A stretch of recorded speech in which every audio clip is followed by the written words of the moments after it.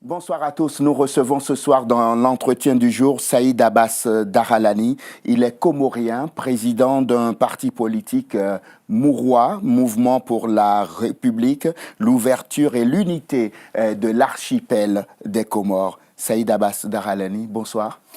Bonsoir, M. Parisot. Merci d'avoir accepté notre invitation. Nous sommes très heureux de vous accueillir ici sur ce plateau. Comme toujours, j'aime bien présenter à nos téléspectateurs, mes interlocuteurs, afin qu'ils sachent d'où ils parlent. Est-ce que vous pouvez nous présenter votre parti politique? Le parti mourois, oui. Ça veut dire, comme vous l'avez décliné, oui. Un mouvement pour la République, l'ouverture et l'unité de l'archipel. Oui.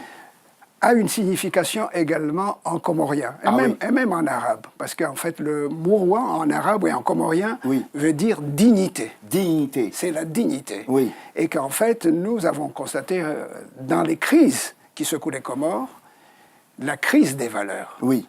Et qu'au-delà des crises économiques, politiques, crises de capacité d'assumer la souveraineté et tout cela, il y a bien au fond de tout cela une crise des valeurs, et parmi lesquelles cette crise de la dignité, de pouvoir l'assumer dans les meilleures conditions, dans le concert des nations. Voilà. C'est pour ça que vous avez décidé de fonder ce parti. Il a plus de 15 ans maintenant, désormais il a bientôt 15 ans. Il aura bientôt 15 ans, puisqu'il est né en 2005, en septembre 2005. Oui, bientôt. Et voilà, nous aurons bientôt 15 ans, Inch'Allah. Oui, en 2016, je vous ai beaucoup entendu quand on était à la période de la présidentielle.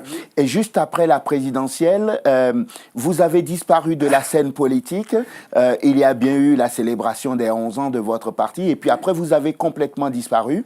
Et vous avez fait silence radio pendant longtemps. Et tout d'un coup, vous avez ressurgi. Certains dans votre pays m'ont dit que, en fait, vous attendiez un signe du président Azali qui n'est jamais arrivé. Ce n'est pas exact, puisque en fait, on n'a pas disparu des écrans radars. Et en réalité, nous étions en train de réfléchir.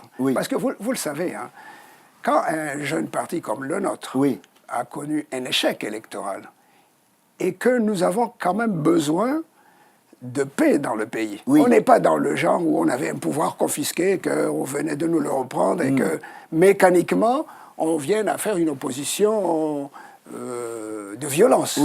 Nous avions eu besoin de réfléchir pour voir pourquoi nous avons échoué si près du but, puisqu'en fait, notre candidat à l'époque était au deuxième tour, comme vous le savez. Et que donc, nous avions besoin de réfléchir pour pouvoir faire une offre politique nouvelle qui prenne en compte à la fois notre projet et puis qui fait face au nouveau pouvoir qui venait d'arriver. Oui, et du coup, votre parti est de l'opposition, c'est ça? Oui. Oui, parce que finalement, vous n'avez pas obtenu ce que vous attendiez, vous avez basculé dans l'opposition. Non, en fait, vous savez, M. Parisot, je rappelle pour ceux qui peut-être ne le savent pas, mais le président Azali, à l'époque, quand il avait fait son coup d'État en 1999, m'avait demandé pour être son Premier ministre. Et ensuite, il m'avait demandé pour être son ministre des Finances. Et il est encore là, heureusement pour nous. J'ai décliné ces offres, M. Parisot. Et vous comprenez bien que... Que ce n'est pas maintenant que vous allez repartir... peut-être que le putschisme était devenu un peu plus fréquentable désormais, non? Oui, non, mais l'élément invariant entre cette situation d'avant et la situation de maintenant... C'est que l'homme n'a pas changé. Non seulement il n'a pas changé, mais il n'a toujours pas de projet politique. Parce que même quand vous entendez cette histoire d'émergence 2030, c'est un sacré mensonge. Pourquoi? Finalement, il n'y a rien. Comment pouvez-vous dire qu'un homme qui a de la prospective pour votre pays, qui arrive et qui explique qu'il veut placer les Comores sur l'émergence d'ici 2030, il ne vend pas du vent? Vous le savez très bien. Pour pouvoir vendre de l'économie, il faut avoir un pays paisible, stable, des Comoriens qui sont tranquilles, qui se consacrent au développement de l'économie. C'est un préalable indispensable. Oh, vous savez que maintenant, sur la Terre, nul n'est plus tranquille, même en France, où vous êtes en ce moment. Il y a les gilets jaunes, etc. Donc, ce n'est pas ça qui empêche forcément le développement d'un État. Monsieur Paraiso, vous le savez bien, il n'y a aucune commune comparaison entre une démocratie qui se déploie en France, parce que vous le savez, la démocratie, c'est l'expression de la liberté.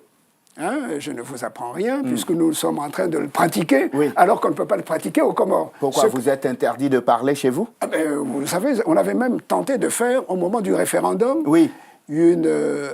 uniquement un meeting à la grande place Badjanani.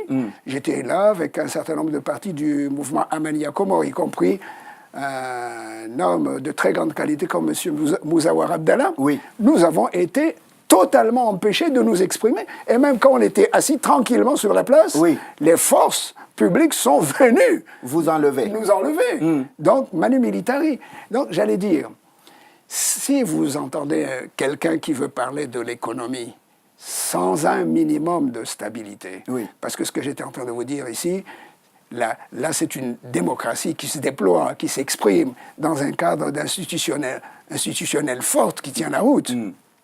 Mais ce n'est pas le cas des Comores. Vous savez, le cas des Comores, quand un président est élu, il fait disparaître toutes les autres institutions.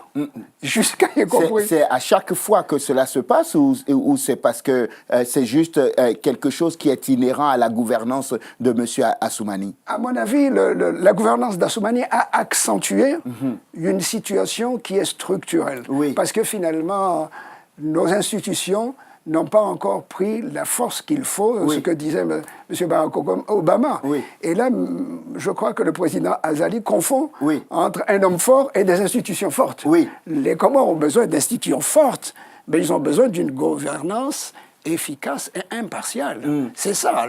Quand vous parlez d'institutions fortes, évidemment, c'est ce que le président Azali veut faire. C'est pour ça que quand il s'est rendu compte que la Cour constitutionnelle n'était plus fonctionnelle, il a envoyé en vacances les membres de la Cour constitutionnelle et transféré leur pouvoir à la Cour suprême, par exemple, non? Monsieur Paraiso, prenons les choses simplement. Le président Azali a commencé par faire disparaître les élus de la République. Je commence déjà par les assises. Vous savez, il avait commencé les assises.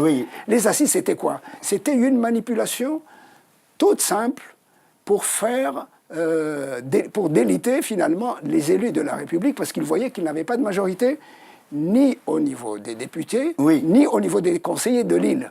Alors finalement, pour strapper, on appelle ça en physique, pour donc court-circuiter ces institutions, il est allé inventer des assises. Il n'a pas inventé. C'est une idée qui venait déjà depuis de longue date qu'il a récupérée. D'ailleurs, nous en sommes les auteurs, M. Paraiso. Donc, il ne l'a pas inventé? Non, en fait, il l'a récupéré, manipulé, parce que nous, ce que nous avait fait, d'ailleurs, les Comoriens le savent, nous avons créé l'idée d'une conférence nationale en avril 2014, dans laquelle, d'ailleurs, même le président Azali y a participé. J'étais moi-même allé à son domicile pour aller le chercher, alors qu'il n'était qu'ancien président. Et à l'époque, je suis allé voir également le président Ikililou, l'ancien président Sambi, et tous les partis politiques, M. Paraiso. Et finalement, cette logique que nous avions mis en place et qui avait parfaitement réussi, c'était l'idée de rassembler les Comoriens en dehors d'un contexte électoral, puisque c'était en 2014, les élections allaient se passer en 2016, et qu'à ce moment-là, on puisse discuter de 3 questions fondamentales. C'était quoi les questions? Quel modèle institutionnel pour les Comores? Quel modèle économique? Et quelle forme d'unité nationale? Quelle forme d'unité pour l'archipel, en fait? Ce sont les 3 questions fondamentales qu'on a posées dans cette conférence, et pour essayer de trouver une solution en dehors d'un contexte électoral au moment où le cycle de la tournante était en train de se clôturer, puisque c'était Moëlli qui clôturait. Ça faisait 15 ans. Et nous, ce que nous avions fait par rapport aux assises qui ont été proposées par le président Azali, c'est que nous avions mis tous les acteurs sur la même base d'égalité, c'est-à-dire le pouvoir, l'opposition, la société civile. Là, et pour les assises nationales, ce n'était pas le cas. Ce ne fut pas le cas, d'ailleurs. Donc vous dites qu'il a dévoyé l'idée, pardonnez-moi l'expression, mais l'idée de ces assises-là, et les assises n'ont pas été consacrées à ce à quoi elles auraient dû être consacrées. Non, nous avons été l'inspirateur reconnu, d'ailleurs, même personne ne conteste cette idée. Oui. Mais le vrai problème, c'est que finalement, il en a pris la direction. Vous savez, quand l'État prend la direction des affaires, au lieu que l'État soit neutre, elle laisse les acteurs discuter, et ensuite, à partir de là, il en tire les conclusions. Azali, dans les assises, il a pris la direction, il a nommé tout le monde, il a payé les gens qui participaient. Moi-même, j'étais appelé dans ces assises, mais j'ai décliné, je n'ai pas été. Au dernier moment. Oui, au dernier moment, quand le vent a basculé, que vous avez vu qu'on ne pouvait pas on ne vous nommerait pas à la tête d'une commission. Pas du tout. Vous avez dit que vous ne prendrez plus part. Cette option était tout à fait envisageable, puisqu'un entretien avec le directeur de cabinet du président pouvait laisser cette... C'est pour ça que j'en parle. Oui, mais en fait, ce n'était pas du tout cette idée-là. C'était le fait que l'élément central qui a motivé ma décision de ne pas y participer, c'est le fait que l'État voulait prendre la tête de cette conférence, de ces assises, au lieu que l'État prenne la distance, laisse les acteurs politiques discuter pour voir qu'est-ce qu'il y avait d'essentiel à retenir. On va résumer nos pensées parce que ça va très très vite. Aujourd'hui, vous me dites que les conditions ne sont pas requises pour qu'on vende aux Comoriens l'envie d'aller vers l'émergence en 2030. Et que dans votre pays, les libertés ne sont pas acquises. Dans votre pays, elles sont bafouées. Est-ce que ces élections anticipées de 2019 dont on parle et que le président Azali juge légitime parce que découlant d'un processus, les assises nationales, le référendum, etc., est-ce que ces élections, vous allez y participer?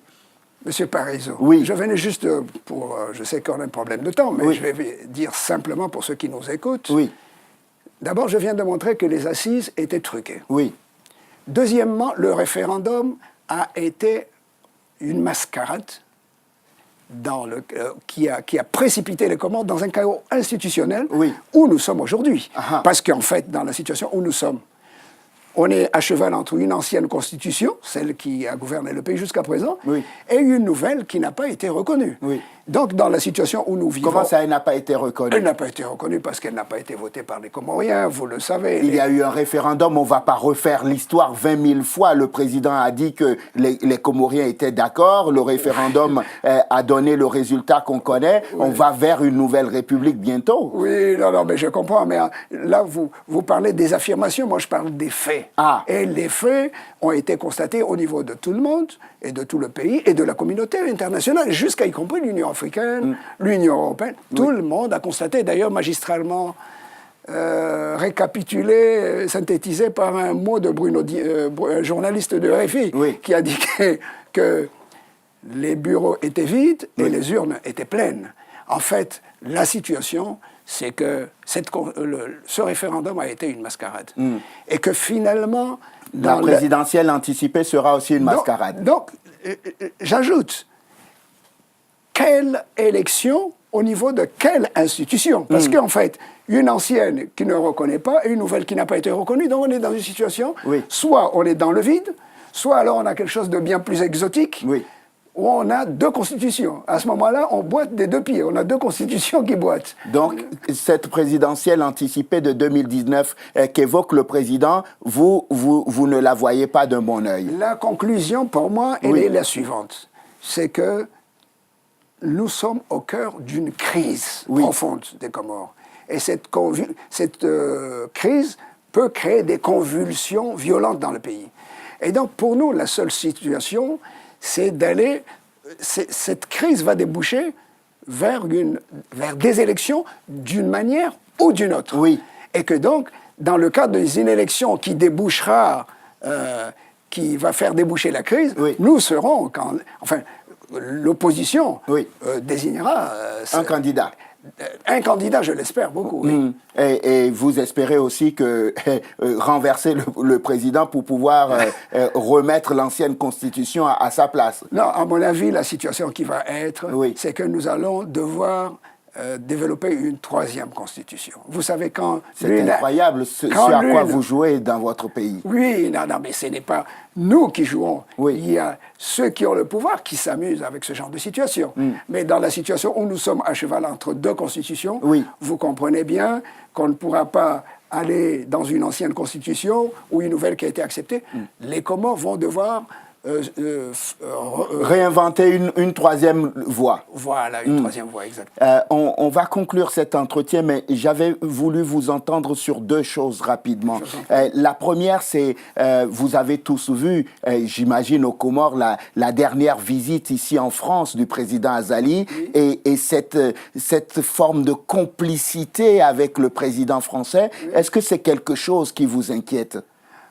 Pour moi, je n'ai pas vu la moindre complicité. J'ai vu qu'il y a des relations d'État à État. Et croyez-moi, j'apprécie fortement qu'il y ait de bonnes relations d'État à État entre la France et les Comores. Ça, c'est une très bonne chose. Et que je n'y vois pas autre chose que les relations qu'il peut y avoir d'État à État.